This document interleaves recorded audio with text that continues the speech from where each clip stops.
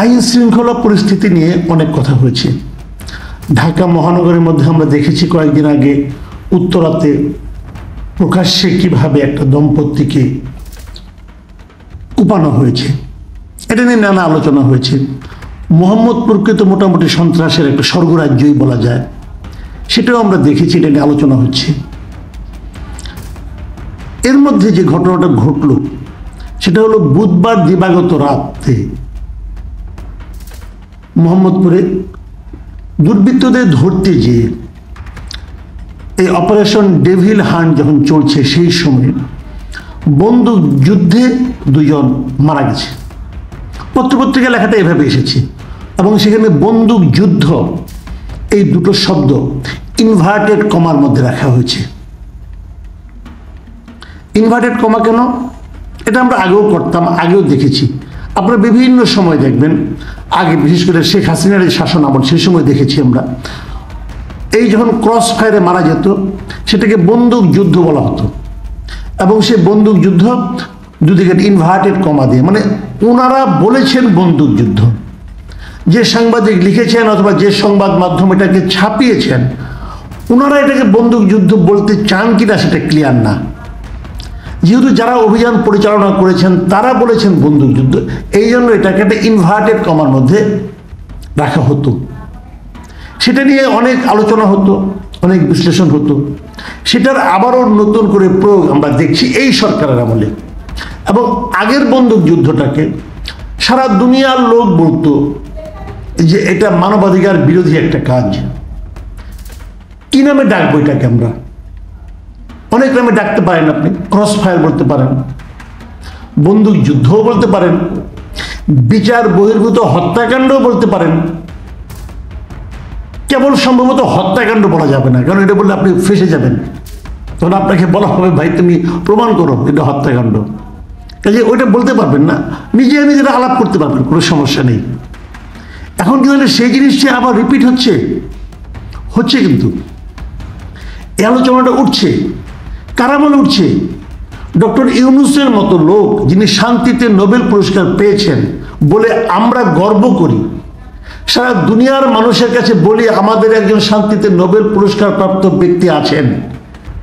এখন আরো গর্ব করে বলি তিনি আমাদের রাষ্ট্রের দায়িত্ব নিয়েছেন সরকার পরিচালনার।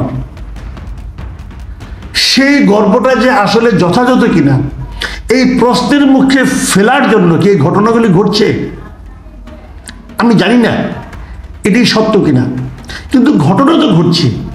এবং এই ঘটনাগুলোকে ডক্টর ইউনূসকে, তার সরকারকে সম্মানিত করছে? আমার মনে হয় করছে না।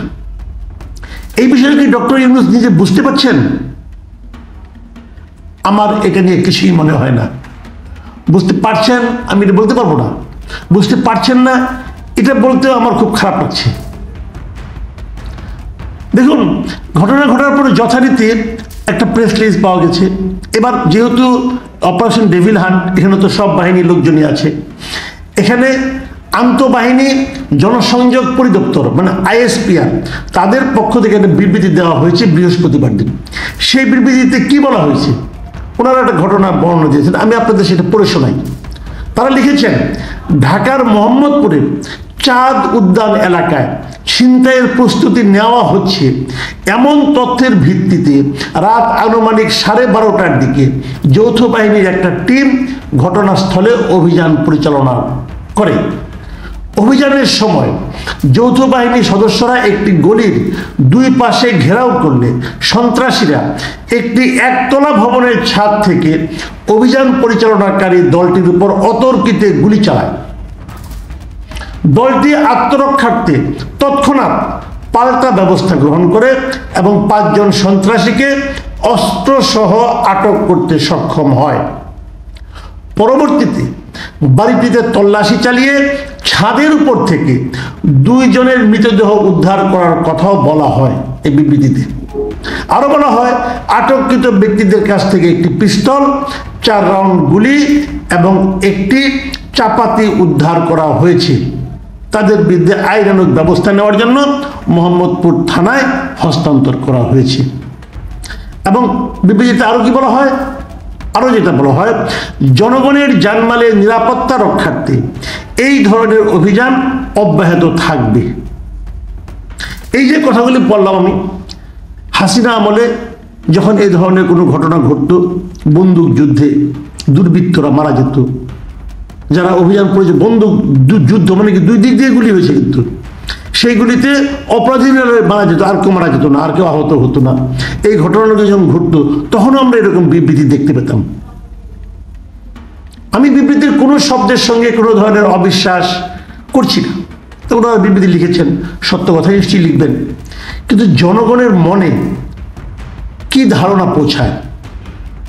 দেখুন, মোহাম্মদপুরের এই ঘটনা, আমি মোহাম্মদপুরে অনেক লোকের সঙ্গে কথা বলেছি এবং বিভিন্ন জায়গায় দেখছিও, অনেকে কিন্তু খুশিও হয়েছেন, কারণ মোহাম্মদপুরে যা চলছে তার একটা প্রতিকার হওয়ার জন্য এরকম একটা ঘটনা হওয়াতে কিছুটা প্রতিকার হবে বলে অনেকে মনেও করছেন।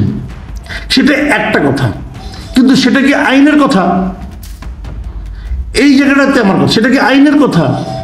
পরিস্থিতি যদি আপনার নিয়ন্ত্রণের বাইরে থাকে তার জন্য আপনি অভিযান চালাতেই পারেন, কোনো সমস্যা নাই, কিন্তু আপনি যদি একদম বুঝেও যান যে এই লোকটাই ছিনতাইয়ের জন্য দায়ী, এই লোকটাই এখানে অপরাধ করে বেড়ায়, তারপরেও কি তাকে আপনি গুলি করে মেরে ফেলতে পারেন?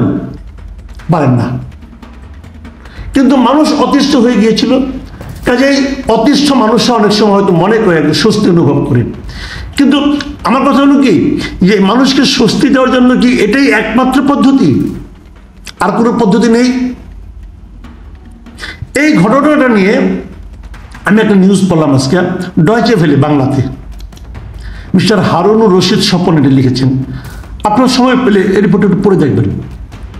এটা শিরোনাম ছিল, আগের মতোই চলছে বিচার বহির্ভূত হত্যাকাণ্ড, একটা কোশ্চেন মার্ক। এই রিপোর্টে মানবাধিকার সংগঠন আইন ও সালিশ কেন্দ্রের কিছু ইনফরমেশন, কিছু ডাটা দেওয়া হয়েছে এবং সেখানে বলা হয়েছে যে ডক্টর মোহাম্মদ ইউনূসের অন্তর্বর্তী সরকার দায়িত্ব নেওয়ার পর 5 মাস 20 দিনে দায়িত্ব নেওয়ার পর প্রথম 5 মাস 20 দিনে আইন শৃঙ্খলা বাহিনীর হেফাজতে সারা দেশে কমপক্ষে 18 জন মারা গেছে। তাদের মধ্যে যৌথ বাহিনীর হেফাজতে মারা গেছে 12 জন। হেফাজতে যারা মারা গেছে তারা ক্রসফায়ার বা নির্যাতনের শিকার হয়ে মারা গেছে। Very interesting. আরেকটা কম্পারিজন আছে, মানে একটা তুলনা আছে। সেই তুলনা কি, এই 5 মাসে আইন শৃঙ্খলা বাহিনীর হেফাজতে 18 জন মারা গেলেও 2024 সালে 12 মাসে মারা গেছে মাত্র 21 জন।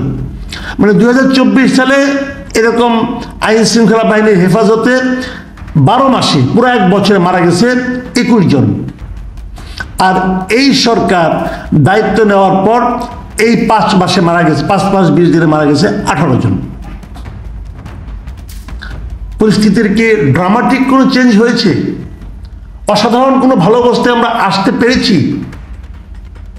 আমি জানি এটা নিয়ে অনেক হিসাব হবে, একে অন্যকে দায়ী করা হবে, কিন্তু আমরা কাকে দায়ী করব? দেখুন, এই যে আমাদের এইবার একটা গুম কমিশন করা হয়েছিল, যে গুমের হিসাব যারা নিয়ে এসেছিল, এই কমিশনের একজন সদস্য নূর খান। এই নূর খান সাহেব উনি মানবাধিকার কর্মী এবং উনি খুব, আমি তাকে ব্যক্তিগতভাবে খুব পছন্দ করি। উনাকে ডয়চে ভেলে জিজ্ঞাসা করেছিল এই ঘটনাটা নিয়ে। উনি কি বলেছেন শুনেন।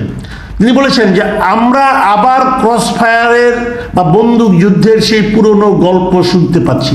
মাইন্ড ইট, পুরনো গল্প। তার মানে উনি কাকে বলছেন গল্প? এই যে বিবৃতিগুলো আসছে মানে সরকারের পক্ষ থেকে, এটাকে উনি পুরনো গল্প বলছেন। একইভাবে আগের মতোই বিচার বহির্ভূত হত্যাকাণ্ড চলছে। গত 5-5.5 মাসের যে চিত্র, তা মেনে নেওয়া যায় না। এই অন্তর্বর্তী সরকারের সময় এটা আমরা আশা করিনি। আমাদের একজন স্বরাষ্ট্র উপদেষ্টা আছেন, ওনার সম্পর্কে দুটো কথা বলে আমি আমার বক্তব্যটা শেষ করব। ওনার সম্পর্কে কেন বলবো? ওনার সম্পর্কে বলবো এই কারণে যে এইগুলো দেখার দায়িত্ব আসলে ওনার মন্ত্রণালয়ের। উনি যে মন্ত্রণালয়ের স্বরাষ্ট্র উপদেষ্টা, সেই মন্ত্রণালয়েরই দায়িত্ব হলো এই বিষয়গুলো দেখা। তো উনি কি দেখেন উনি কি কোনো কাজে লাগেন আমাদের? সন্দেহ নাই ওনার বয়স হয়েছে। আমি হঠাৎ করে আজকে সোশ্যাল মিডিয়ায় একটা ফটো কার্ডের মতো দেখলাম, সেখানে যে জিনিসটা দেখলাম সেটা আপনাদেরকে দেখাচ্ছি। ওখানে কয়েকটা ছবি আছে, কয়েকটা বস্তুর ছবি আছে, আর একজন ব্যক্তির ছবি আছে। বস্তুর ছবিগুলি দিয়ে বলা হয়েছে, আপনারা দেখুন যে এগুলো গুরুত্বপূর্ণ জিনিস বানানো হয়েছে, বাট এগুলি কোনো কাজে লাগে না। দেখুন কাজে লাগে কিনা, যদি কিছু কাজ করতে পারবেন, পারবেন না। এবং পাশে এই স্বরাষ্ট্র উপদেষ্টার ছবিটা দেওয়া হয়েছে। উনি একজন গুরুত্বপূর্ণ ব্যক্তি, সেনাবাহিনীর উচ্চপদস্থ কর্মকর্তা ছিলেন, এখন একটা গুরুত্বপূর্ণ মন্ত্রণালয়ের দায়িত্বে আছেন, বাট নিয়তি হলো উনি কোনো কাজে লাগেন না। ওনার কাছ থেকে আমরা কোনো কাজ পাচ্ছি না।